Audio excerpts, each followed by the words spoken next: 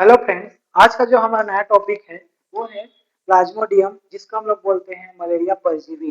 Plasmodium नाम से स्पष्ट है कि ये जो नाम है वो एक प्रोटोजोन परजीवी का नाम है। प्लाज्मोडियम प्लाज्मोडियम परजीवी या मलेरिया परजीवी जिसको हम लोग जानते हैं, मैंने अपने प्रीवियस लेक्चर में बताया था स्लाइड के द्वारा कि किस प्रकार से हमारे बॉडी में मलेरिया का बीमारी कॉज होता है और ये बीमारी किसके द्वारा भी कॉज होता है। तो उसमें मैंने बहुत सारे वेक्टर्स के बारे में बताया था। बेसिकली फीमेल एनाफिलीज मॉस्किटो के बारे में बताया था, प्लाज्मोडियम प्रोटोजोआ के बारे में बताया था।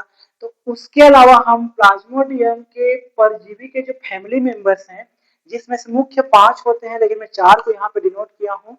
तो उन 4 में से बहुत सारे क्वेश्चन आपको देखने को मिलेंगे कि किस प्रकार का प्रोटोजोआन या मलेरिया परजीवी जिसको हम प्लाज्मोडियम बोलते हैं कितना घातक होता है, उनका इंक्यूबेशन पीरियड क्या होता है, वो किस प्रकार से और कहाँ कहाँ पाई जाती हैं, उन सब की जानकारी हम इस वीडियो में देखेंगे। तो आइए स्टार्ट करते हैं।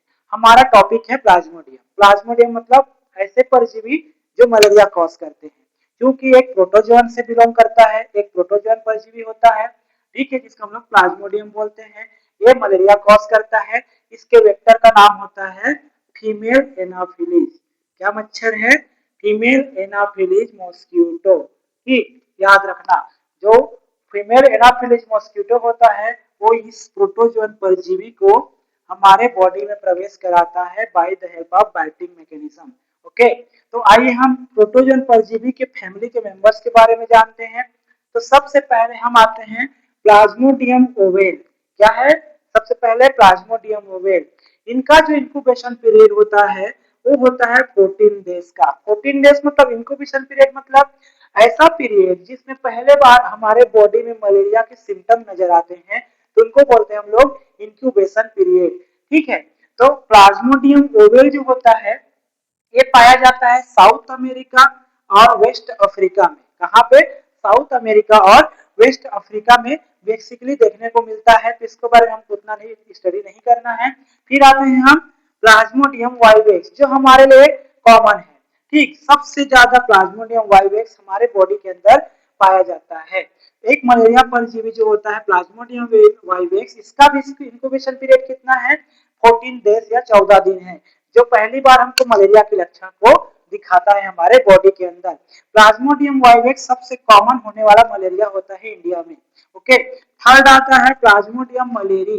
इसका इंक्यूबेशन पीरियड होता है 13 डेज।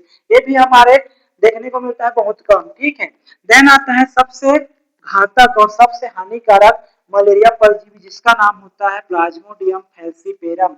यदि आपको क्वेश्चन आता है कि कौन से मलेरिया परजीवी या प्लाज्मोडियम हमारे बॉडी में सबसे खतरनाक डेंजर कॉज करता है, अगर डेंजर मलेरिया कॉज करता है, तो याद रखना पीएफ। पीएफ मतलब प्लाज्मोडियम फैल्सीपेरम।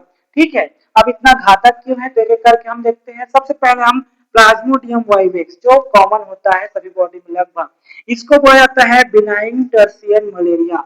इसका दूसरा नाम क्या है? Benign tertian malaria. इसका इंक्यूबेशन कितना दिन बोला था मैं? 14 दिन होता है। और इसमें प्रत्येक 48 घंटे में हमको क्या आता है? बुखार आता है। मतलब 24 घंटे का एक दिन, 48 घंटे का 2 दिन, तो हर 2 दिन बाद तीसरे दिन में क्या आएगा? हमको फीवर आएगा, क्योंकि मलेरिया में हमको फीवर देखने को मिलता है। और इसमें जो हीमोजोइन होते हैं, हीमोजोइन में मैंने आपको बताया था मेरे लेक्चर में, जो स्लाइड वाला लेक्चर था, क्या बोला था?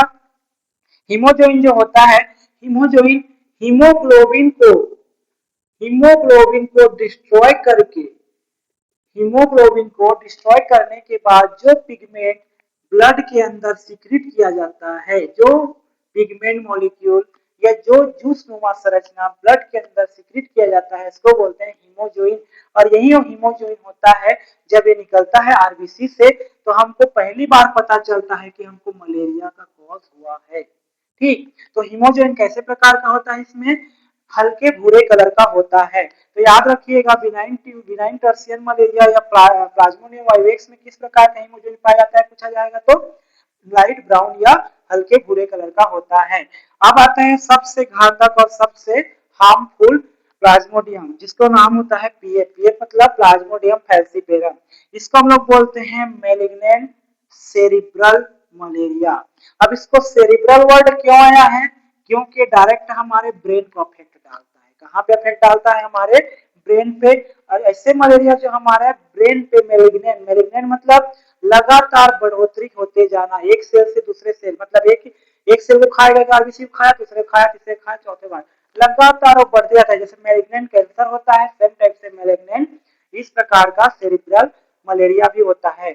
इसमें क्या हो जाता है, यदि प्रॉपर 3 डेज के अंदर आपको ट्रीटमेंट नहीं मिला तो आपकी डेथ भी हो सकती है। साथ ही साथ इसमें जो हीमोजोइन होता है वो ब्राउनिश ब्लैक कलर का होता है, तो ये सबसे घातक होता है। और ये जो होता है घातक इसलिए होता है क्योंकि हमारे ब्रेन को क्या कर रहा है, ये डिस्ट्रॉय कर रहा है। तो इतना याद रखिएगा कि सबसे घातक और सबसे हार्मफुल मलेरिया परजीवी प्लाज्मोडियम का कौन सा है, तो प्लाज्मोडियम फैल्सीपेरम। इसको हम लोग ब्लैक वाटर फीवर भी कहते हैं। क्या कहते हैं इसे? हम ब्लैक वाटर फीवर भी कहते हैं।